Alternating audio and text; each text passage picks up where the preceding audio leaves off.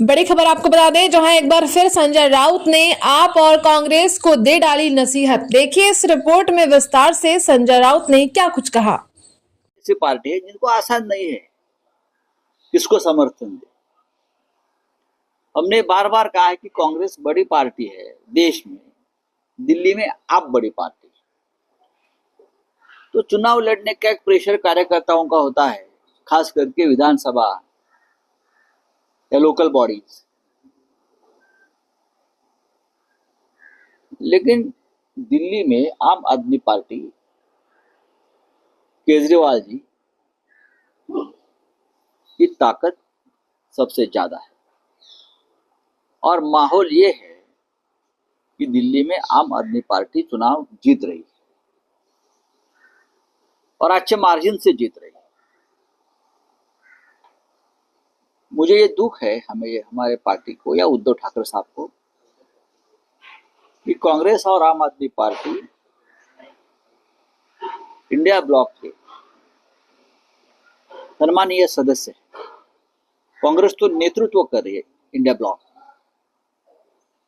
लेकिन केजरीवाल जैसे नेता को कंडेम करना, उनको देशद्रोही करार करना, इस प्रकार से कैंपेन करना, उससे हम सहमत नहीं है। चुनाव आप एक दूसरे के खिलाफ लड़ सकते हो,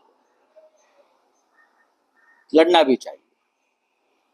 हम लोकसभा में एक साथ लड़े,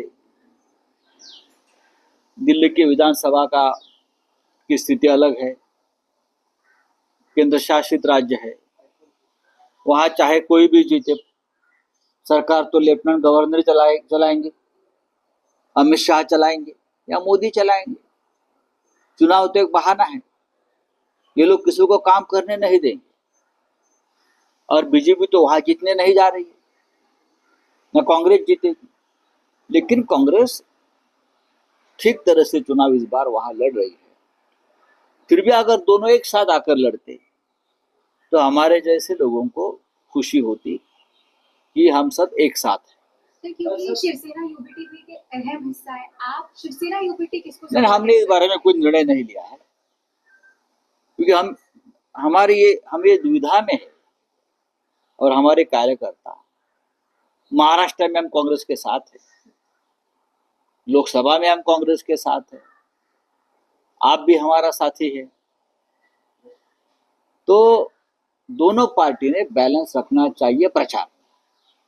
हम देखेंगे, अभी माननीय उद्धव ठाकरे जी के साथ हमारी चर्चा होगी, उद्धव ठाकरे जी निर्णय लेंगे, उसके बाद हम हमारा निर्णय देंगे। लेकिन हमारे जैसे बहुत सी पार्टियां हैं कि जो संकट में है कि दिल्ली में क्या करें।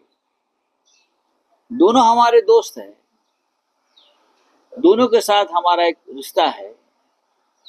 तो अगर पृथ्वीराज चौहान साहब ने जो कहा है कि अगर दोनों एक साथ मिलकर चुनाव लड़ते तो बीजेपी के लिए ज्यादा कठिनाई पैदा होती। हमारा जो दुश्मन है पॉलिटिकल, वो बीजेपी है, कांग्रेस और आप नहीं है। इंडिया अलायंस में से दरार पड़ने की उम्मीद नहीं, मुझे नहीं लगता है इंडिया अलायंस में। देखो, ये दिल्ली विधानसभा हो या मुंबई महानगर पालिका हो, ऐसे चुनाव होते हैं, वो कार्यकर्ताओं के ऊपर छोड़ देना चाहिए।